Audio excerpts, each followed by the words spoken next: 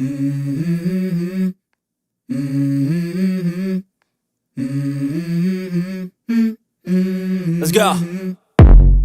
I wake up to a little bit of drool on my pillow, feel like it's gonna be a bad day.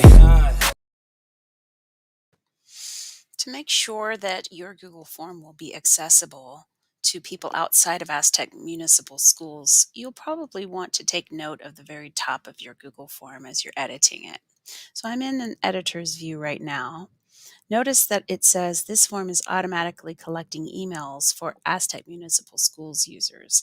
That is a hint that it may bar access to other people. We can click change settings here because it's offering that, or we could just make sure that our settings over here in the settings tab are the most open access possible. The form default collect email addresses by default is turned off. Collect email addresses is on up here. So you really need to make sure both of those are off. Oh, and this is super, super important. Is this might be on for you. Your settings when you first go into a form may be different. And this is why Google Forms is being smart, trying to figure out what you most often like and using those settings as the default. So, depending on how you use Google Forms, you may or may not have these to this setting already. You might not have to shut it off. It might not say this that it said on the top a second ago. Notice that's now gone.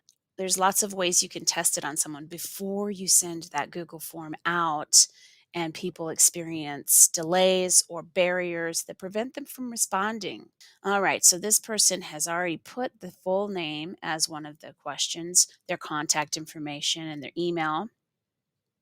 All right, now here is how to test access experience of a Google form. I clicked the send button on the top right. I'm going to click link, copy the link.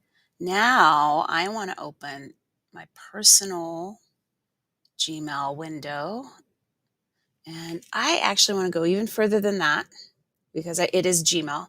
I want to double check that I can't be recognized at all by going into an incognito tab. And I'm going to do Control Shift N. This is a Windows device. It's different on Mac. And then I'm going to paste in the link. I'm going to see if, yes. So I was not prompted to log in to anything. It doesn't know who I am. So it doesn't know I'm Gmail or Aztec Schools, but it still let me straight into the form without logging in, without accessing Drive, without opening Google Forms, just opening that link just to make sure I understand what the experience is going to be for my respondents.